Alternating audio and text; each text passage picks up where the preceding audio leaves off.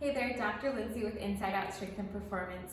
We're going to be taking you through the posterior hip mob. This is a great way to give yourself some relief if you're experiencing some hip pain.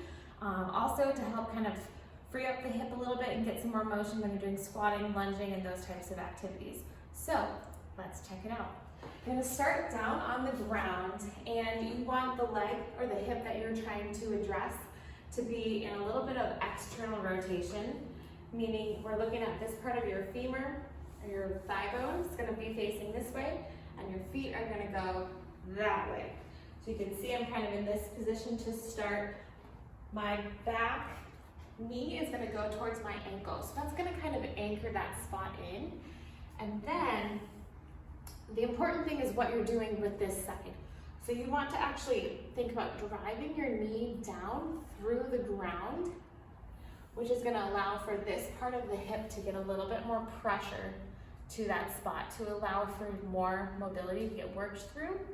So while you're in this position, you're going to kind of explore a little bit and move around, going forward and back, side to side, but you're still really trying to get that knee and this part of your thigh bone directed with the force towards the ground like this.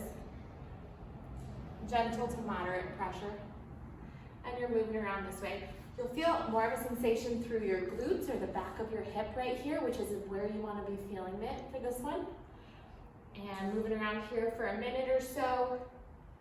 It shouldn't be painful. It might feel stiff for some people, but as you're working through it, it shouldn't bother too much.